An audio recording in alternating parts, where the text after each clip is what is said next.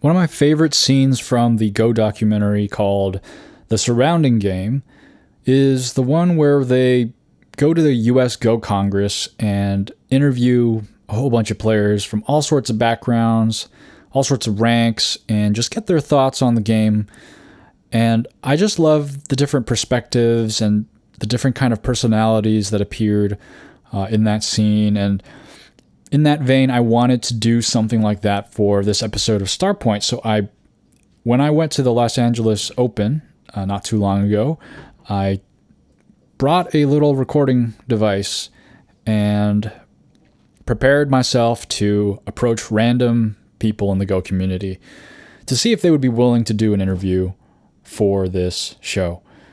And surprisingly, people were very, very open. Almost nobody declined.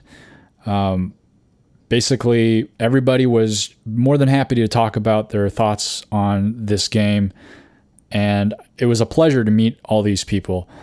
I hope you enjoyed last week's episode on my personal experience at the Los Angeles Open, but enough about me. This episode is about some of you guys.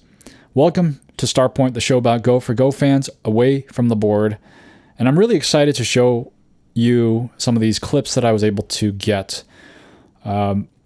I didn't really know how to approach this. I was kind of playing things by ear. I wasn't sure at what point in the day people would be willing to spend some time to do a little bit of an interview. So I was really kind of winging it here. And I also had a tournament to play, so I did have a couple things on my mind as well.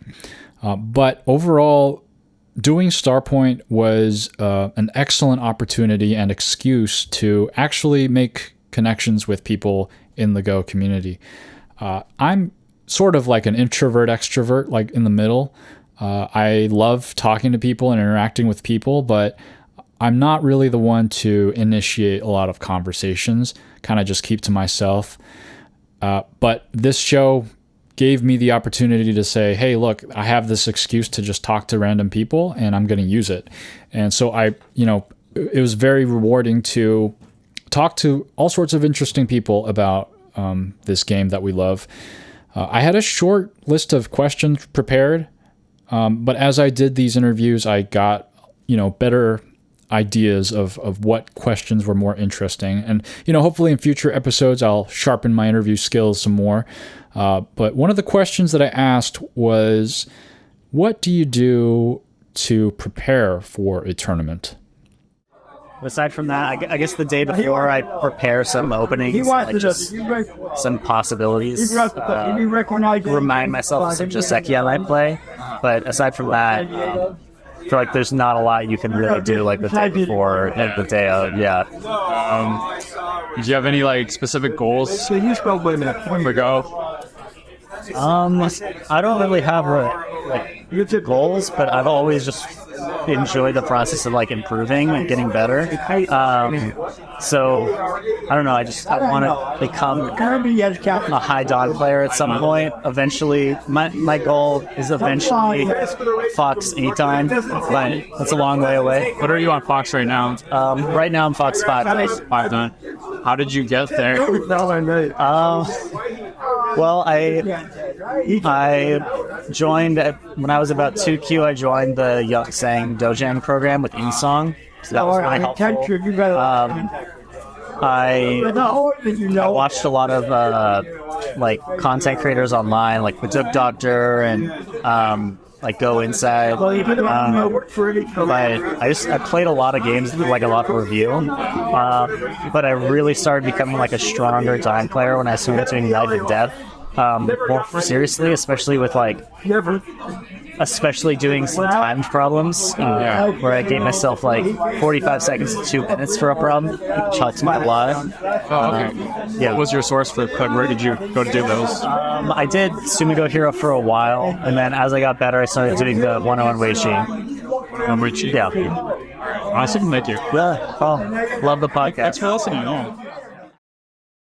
After the interview, Isaiah told me that he had contributed to the listener mail segment of Starpoint, and he was the one who made a comment about being a tennis coach. I don't know if you remember that, but it was a while ago. I don't know what episode it was, but it was really cool to put a face to the listener mail. This is still early on in the day before the tournament has begun, and I started kind of moseying on over. It got really packed real quick, as I mentioned in the previous episode. It was really hard to maneuver around all the chairs and things like that, but I managed to wedge myself near the center of the room where I see a group of friendly people just chatting and talking about presumably Go. And I insert myself into the conversation, and I ask if they're playing in the tournament, and this is Jackson. What servers do you like playing on? OGS. OGS. Do you go out to tournaments often, or how often have you gone out? This is my first tournament. Oh, how are you feeling? Pretty good. Yeah. Yeah. Did you do any special preparation? No. I don't think you really going to Go Club. You know? Yeah. Oh, what Go Club is it? I'm from the Pasadena Go Club. Oh, I've been there like once. I heard. Is it in like the back of a game room now? Or Yeah, it's at Odyssey Games in on Colorado. I visited one time when it was at Whole Foods. I don't know if you were there. Yeah. I remember that. I didn't go then, but Yeah. Okay. yeah. Why do you like Go? I like that you can kind of play any strategy you want, and it's less about memorization like some games. Like, it's more abstract. I think that's Awesome. Okay. that's why I like Go. I'll leave you with what? Do you have any goals for Go? Definitely to get better. I think by the end of my life, I want to get to 1Q. 1Q, not one dan. No, sure. I'll get to one done. One dan. Yeah. Yeah. I think you can do it. All right. Nice. Thank you so much, Jackson. I was pretty happy to convince Jackson to bump his aspirations up a notch from 1Q to 1 dan. It's a purely psychological thing, but this is, I mean, it was surprising to hear that his goal was 1Q. Usually people say it's 1 dan. It's a pretty unique goal. But yeah, I mean, there's also this whole goalpost shifting thing that happens when you get closer and closer to the rank that you want it to be. You realize maybe you can shoot even higher. Yeah, I'm Jamie. I'm 12Q OGS. 12Q OGS. How long have you been playing? About 2 years. 2 years. Do you go out to tournaments at all? This is my first tournament as well. First tournament? That's Yeah. awesome. That's awesome. This is my third. Oh, wow. Cool. So Nice. It's What's your approximate rank? like 3Q OGS, Nice. but AGA I'm like 5Q because it lags a lot. Yeah. But we'll see if I can handle the AGA 3Qs. Did you do any like special kind of preparation?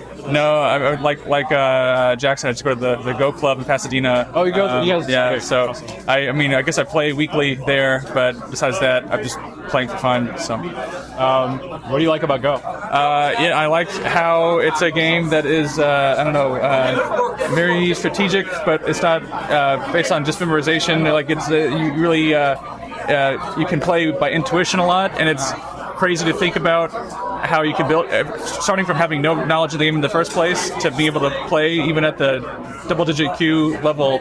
I feel like there is you build up an intuition that is non-intuitive, and it's cool to see how strategies come up. And yeah, Do you have any professional players that you like, or no, I just play casually. you just play casually? Yeah. Okay. Let's see. What are your goals for Go? Yeah, I'm hoping to get into single-digit Q territory within a year. Within a year? And then and then maybe get to the Dan level one day before I die. So. And I mean, okay. So the thing is that I used to like my whole like holy grail was 1 dan. But as I'm getting closer, I'm like, maybe I'll go farther than 1 dan. Yeah. But I'm not there yet, so we'll see. I've got a friend that taught me, and he's a 1 dan level player, and I want to beat him before he retires. He's so it's like 20 years is the timeline he gave me. Yeah, I got a couple strong friends I'm aiming to beat too. Yeah. Thank you guys for your time. Yeah. It's always a great motivator when you have a friend or peer who is stronger than you at Go, and you can set a goal for yourself to beat that individual and see how far you've really come. And that's really a good yardstick for measuring your progress. Though a word of advice or maybe a small tip, it's better to choose friends who have kind of, fallen off and they don't play as much, so you can kind of have some time to catch up to them. I talked to another individual who is kind of in the same area here, another member of the Pasadena Go Club and a Starpoint listener. So you've listened. I've listened before, yeah. What episodes have you listened to? I think I listened to the episode where you were talking about like having the goal of reaching 1 Dan and like why so many of us have that specific goal and that kind of thing. I was like listening to it on a run, so I don't remember it super clearly, but I listened before. Awesome. Yeah. What's your can you tell me your name and your rank? Yeah, my name's Trevor. I am around 5Q. Yeah. Okay, cool. Have you been to any other tournaments? Or Yeah, I went to the Santa Monica tournament last year, and is that the Coffee Cup? Yeah. Like I've been to the Decaf Cup. Oh, okay. Yeah, I went to the Coffee Cup, I think it was in August. I just went to the Santa Monica tournament and the San Diego, the California State Championship in like November of last year. So I've only done 2 just last year. Oh, okay. So this is also my 3rd. Oh, cool. Yeah. Do you have any like special prep you do per tournaments or? Just my normal practice that I normally do. Which is what? Just daily game reviews, daily Tsumego. That's pretty much it. Yeah. Do you like fast games or slow games? I feel like I prefer slow games. So like what's slow to you? I mean, 20 minutes main time. OGS standard? Yeah, OGS standard. Okay. I feel pretty comfortable with that. I feel like I drop 4 stones in strength if I play fast. I feel like though when you go fast and you like drop those 4 strength stones, then like you start realizing why you're using those. Oh, interesting. So sometimes it helps to like ramp it up a little bit. That's interesting. I haven't thought of that before. Yeah, because like I think sometimes people they like play a fast game and then they're like, oh, I can't do this, and then they stop. But what they don't realize is like you have to kind of get used to it a little bit in games first, and then you start realizing, oh, okay, that's kind of the rhythm of it. Yeah, if I was really, really serious, I would try to like sprinkle in like a blitz game a week or something, because I think it is a different kind of practice that's valuable. But it'd probably be a little too stressful for me. I'm already a little bit too stressed out. My God. Yeah, so I'm actually trying a little bit to cut back a little bit because it's a little bit stressful. Yeah, that's healthy. Yeah. Do you follow any professionals, or do you like any professional players? Not particularly. It's hard for me to find, in addition to everything else, also find time to like follow the pro scene. I think it'd be cool, but it's just it's hard. And at least at my level, it's often hard to follow the ideas they're trying to do. So. Now, this isn't the first time I've seen this take on the slow versus fast game thing, where people go and they try out a faster game that they're not used to. They haven't tried it before, and they realize how much weaker they are because they're not used to the time and playing under pressure, and they just can't spend the usual amount of time that they're used to. And so they deem the whole thing as something maybe not beneficial, something that's not for them, something they don't enjoy. But I encourage those of you who've gone through this to give it another shot, but this time play a few more games and make a habit of it for a while, because I think it really is beneficial to train certain aspects of your game, namely your intuition, prioritization of the big moves, and really learning how to use your time wisely. These are all great skills that I think you can learn from playing fast games, but you do have to play a few before you can kind of adjust and learn how to make use of the little amount of time that you have. Now, the tournament at this point was getting started. We were going to get into the first round. We were starting to get an overview of how things worked. And so things got louder and louder. And our interview with, my interview with Trevor here got a little bit cut off. I am able to reconvene our interview later. So we'll hear more from Trevor later. But that was the beginning of the day for the Los Angeles Open. After the first round of the tournament, I wasn't looking at my phone through my SGF editor trying to record what I remembered of the game as I would normally have been doing. No, this day I was hunting for interviews, particularly those that I was not able to successfully capture regretfully, before the games had started, I fumbled with my recording device. I practiced pressing the button and making sure I knew how to use it. Somehow I messed it up and paused the thing before I was able to capture any audio for the first couple interviews that I did. But luckily, I caught up with a couple of the interviewees in between games, and they were gracious enough to provide me with a second chance. Just got to make sure this red light is solid, not blinking. Okay. So it should be good now. Are we good? Yeah. Okay. So can you just reintroduce yourself? So, yeah, my name is Mark Sorrell. So I'm from, I play in the Pasadena Club. Pasadena Go Club. Awesome. Yes. Let me ask you something I didn't ask before. How did you start playing? So I started playing, I first heard about the game because I read a book called Shibumi. Shibumi.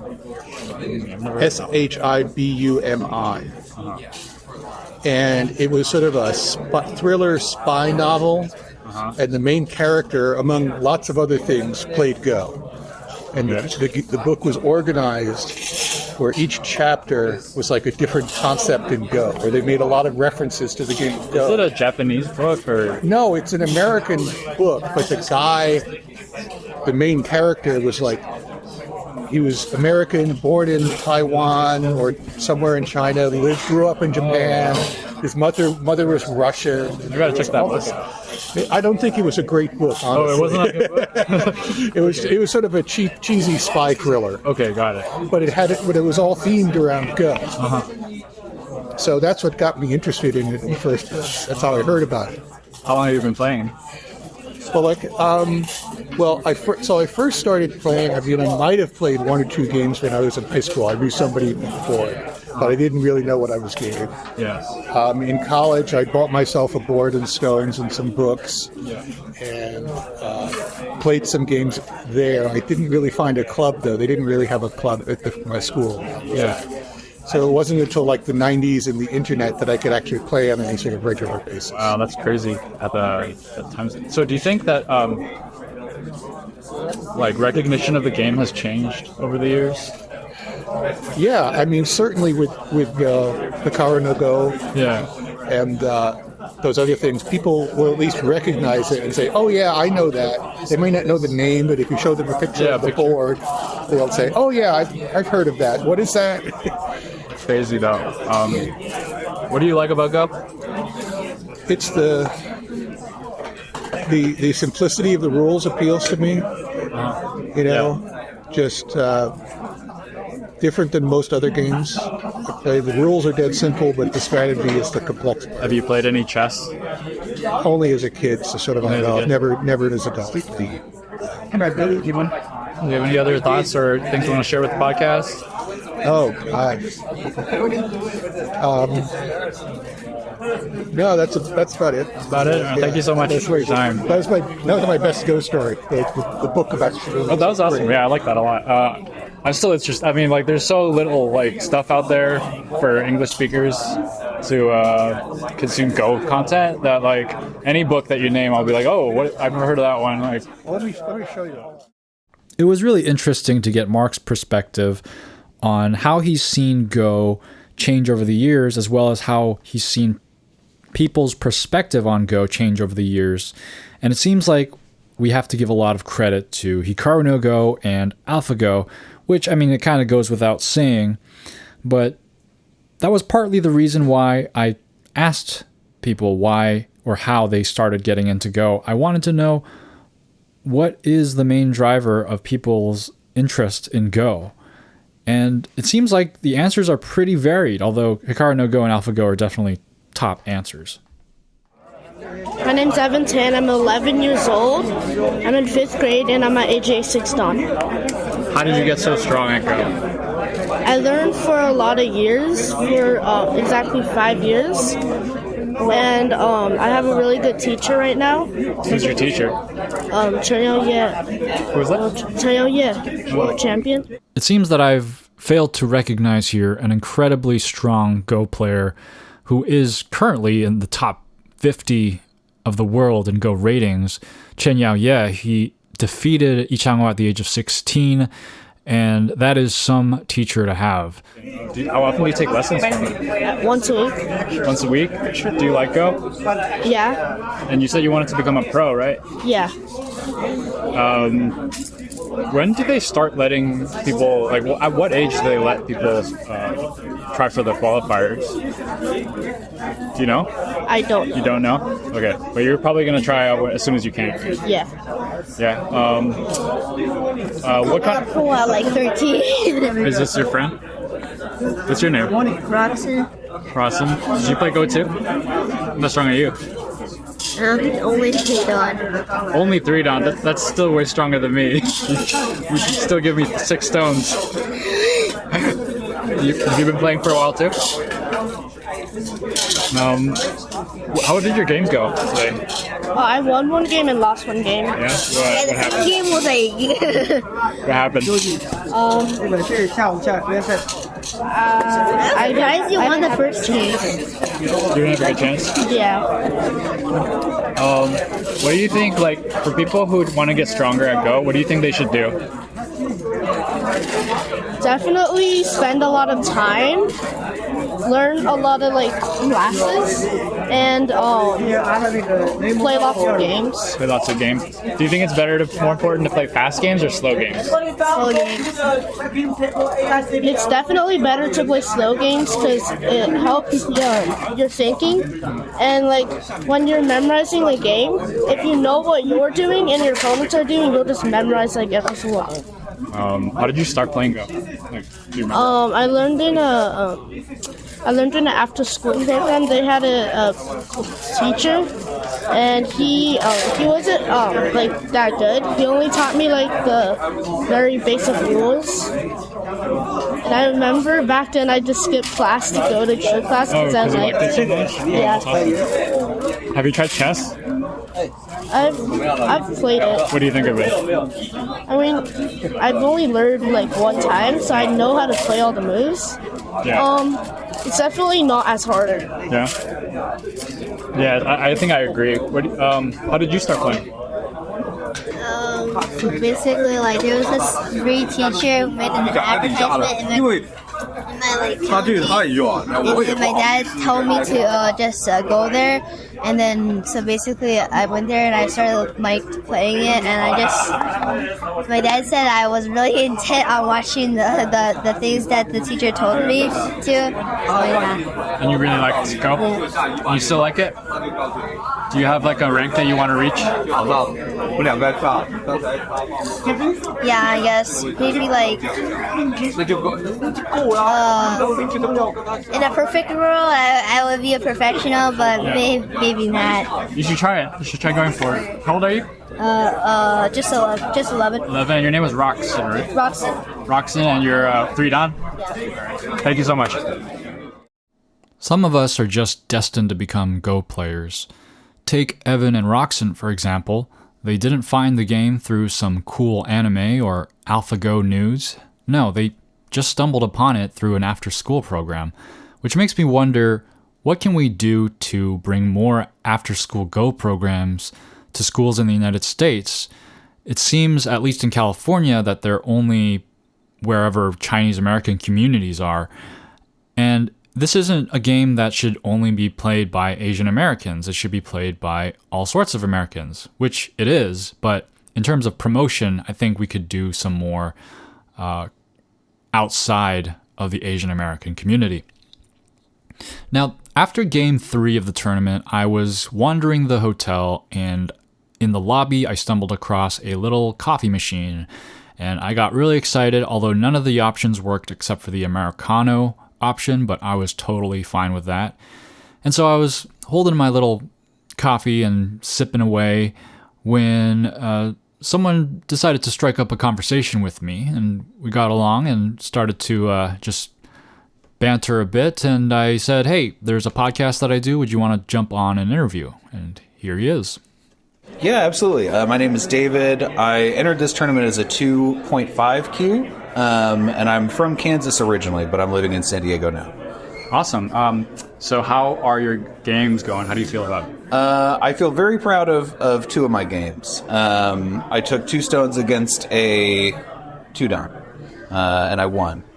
And then I took 2 stones against another Chudan, and I lost.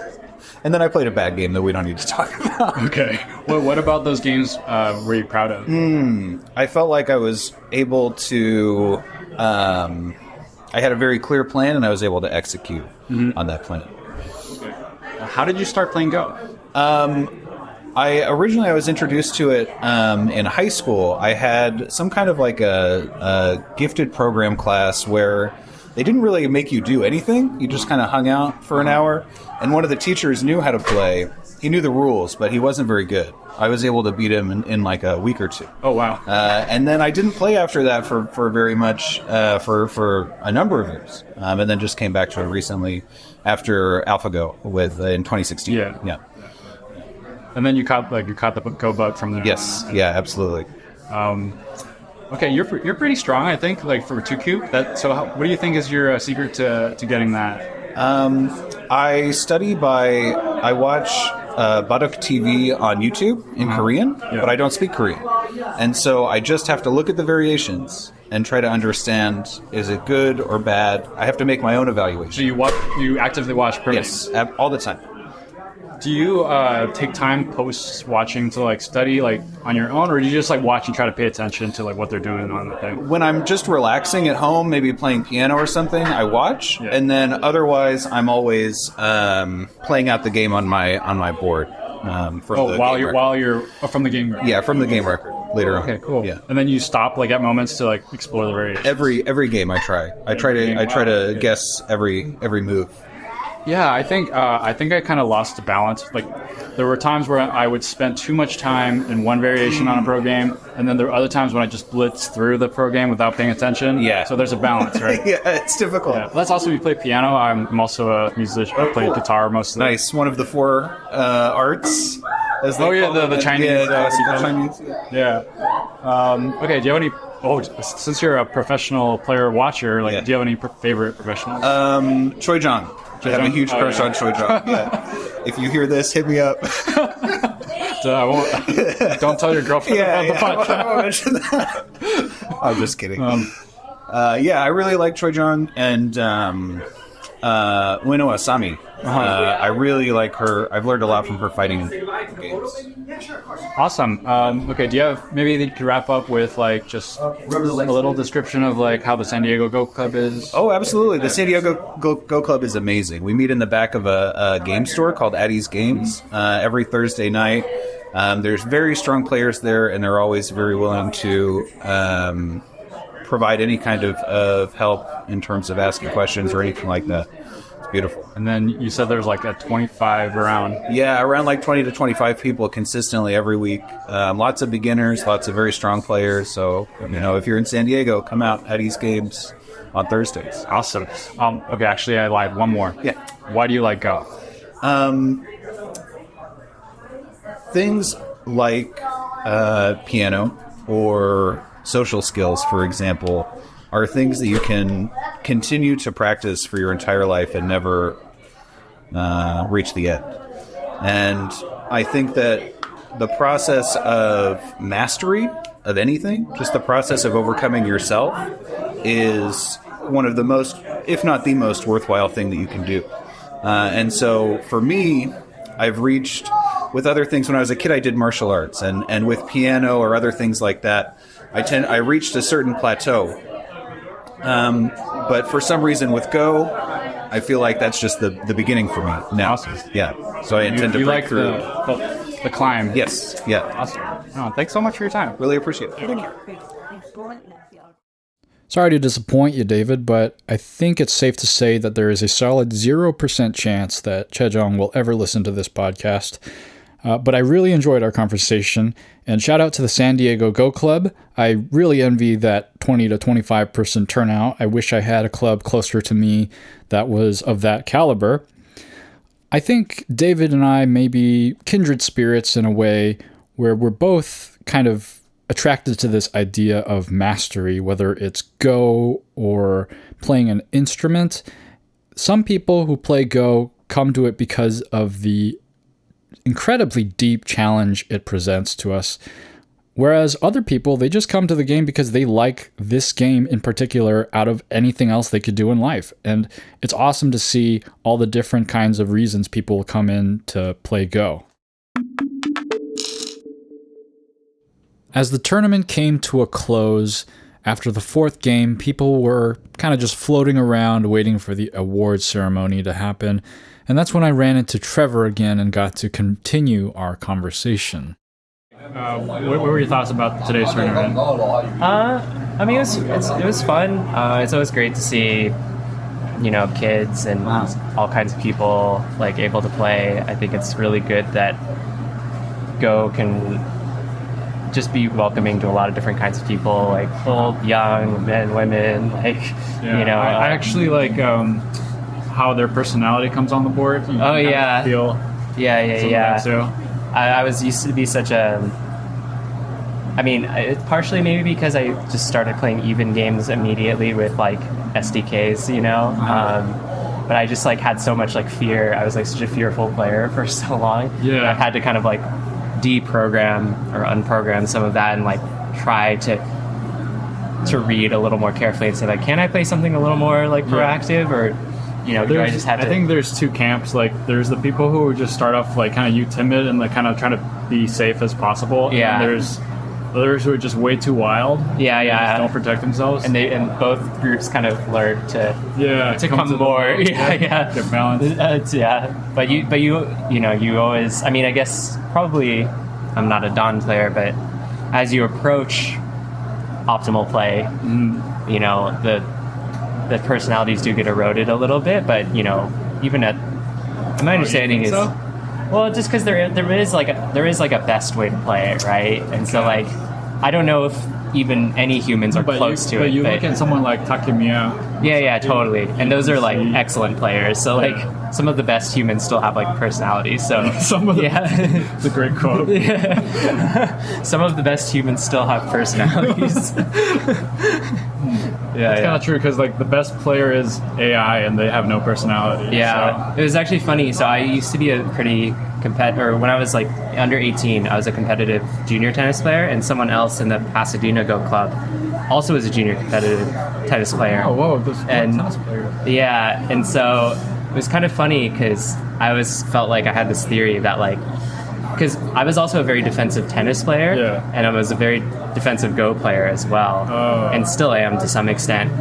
So the other guy who plays tennis in the Pasadena Go Club, I was like, he plays very defensively at Go. Yeah. And so I was like, oh. So I like asked him, I was like, what was your tennis style? Have you played against him? No. But he was like really good. He was like top 200 in the nation or something. Like, I don't know how much of this is. Oh wow, that's crazy. Yeah, he's really good. I don't know how much of it is coincidence, but I've been seeing like this cross between tennis and Go. I'm like a 25Q tennis player. I see. But yeah, you're not the first one I've seen like. Yeah, there's a weird crossover. I mean, there's sort of it's like a dueling. Maybe stigma is the wrong word, but there's sort of a stereotype that tennis is sort of genteel, and then like abstract board games are also sort of like if you sort of fancy yourself like gentlemanly or sort of like cerebral or something. Like, there's an like, image.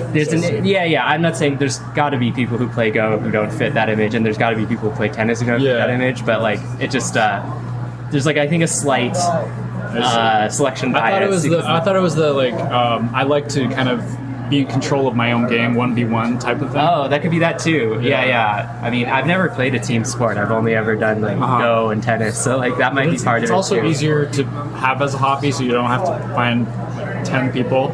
Yeah, that's true. I mean, that's true. Yeah, like if you want to play like 3v3 or 5v5 basketball, it's like, oh, I got to find like 5 other people, you know? Like, yeah.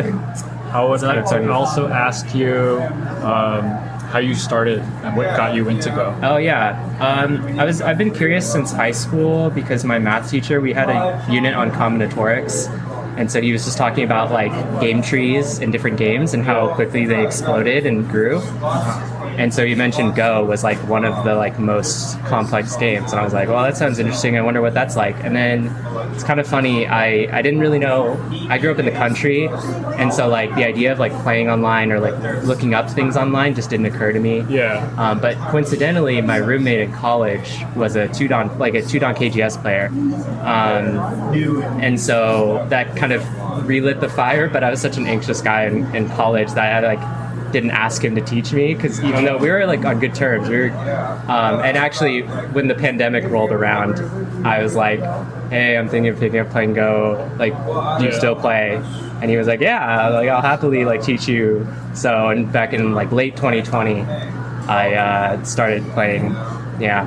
Oh, late 2020. Yeah, late 2020. Yeah. Actually not too, I guess time is moving fast, but yeah, it's like 3.5 years now, almost. Awesome. Yeah. Awesome. Yeah. I guess okay, final question. What do you like about Go? I think if it's not as popular. I enjoyed it very early on, which I wasn't sure I would, because I didn't really like chess. Why didn't you like chess? Help you sell it. I don't know. I mean, I can only say why I liked Go, and it felt like chess, it was absent. When I played Go, I felt like I was immediately having ideas, and a lot of them were bad because I was like a 15 queue or whatever. But like, you know, it felt like very quickly I was like, oh, I have ideas for like how to capture stones in groups and like make eyes and things like that. Whereas in chess, it felt like it just didn't feel like I had like ideas, you know. It just felt like I had to learn theory and this kind of thing. So that's actually really interesting. Yeah. So I kind of felt like Go was more welcoming for people to like kind of start playing their own way and figure things out, you know. Whereas in chess, it just kind of felt like, you should see my first SGFs. My stones are going across the board like this in a line. Yeah, I still remember this very distinctly. This one game when I was a I was not strong. Maybe 10Q on OGS, and I just like, I don't know what I was doing. Like, I just very distinctly remember I was just making this like stick in the middle of the board, and I just was like, it's almost like even right after the game, I was like, what was happening? Like, why was I doing this? And now in retrospect, every time I think of like the board state, like more or less, it's foggy, of course, because it's been many years. But like, I just was like, what was I thinking? Like, I don't even know. Like, I knew about concepts of eyes and territory and all this stuff, and I was like, I don't know what I was thinking. But yeah, so what do I like about Go? Yeah, I like that it feels like there are ideas immediately. I like how all of the I like how so many different ideas are presented with the same set of kind of rules. Like, you can play strategic and tactical all with the same set of rules, and it's also kind of like a negotiation. Like, in a very peaceful game, everyone kind of always agreed that what they were getting was fair. And then when you see a fight break out, it's like, oh, suddenly someone decided like, that's not fair, you can't have that. It feels like such a like natural metaphor from all the rules. It's very cool. And I also just like that almost every game feels different. Maybe that's just my level. Like, maybe once you get stronger and stronger, a lot of stuff starts to feel similar. But like, you don't think so? Yeah, definitely at my level, it feels like sometimes, I mean, even people I've played multiple times, like, I'm just like, oh, just new stuff to think about. So yeah, I don't know. It's it feels so diverse, the number of ways that people play. Thanks for your time. No problem. You guys should really see my older SGFs. They were like, it was like I wasn't playing Go, I was on Microsoft Paint or something. I was trying to draw smiley faces and things like that on the board. But that is the charm of Go. You change so much as a player over time, and you can really see and feel the difference. Now, the tournament's over. Everyone's waiting for the awards, and I am just wandering around, and I managed to snag an interview with the strongest player so far since Evan. Hi, I'm Jingya Cao.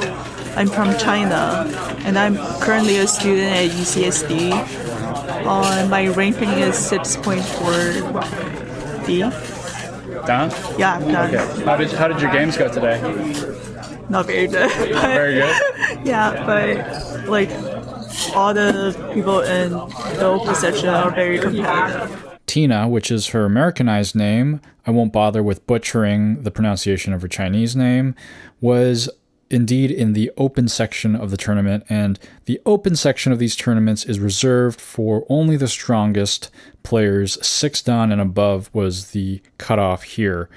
And she was also only one of, I think, 2 women, not including, children, at this tournament. How long have you been playing? Been playing for, honestly, I haven't been playing for 10 years because I played when I was in elementary school, but then I just quit. Oh, okay. So, but then you stopped at elementary and then you just jumped into a tournament right away? Yeah. And so you did okay though? Yeah, it's just for fun. Okay. Oh wow. Okay. I mean, just for fun, you're a 6 dan though. It's pretty strong. Oh yeah, because I achieved 6 dan when I was 10 years old. Oh, okay. How did you first start playing? I just because my friends were playing Go at the beginning, so I went to find them and I started playing Go. Yeah. But then all of them quit, but I persisted until middle school. Yeah. Do you think you're gonna start playing Go more from now on? Probably. Yeah. Okay. I think last thing, what advice do you have for weaker players to get stronger? I think more practice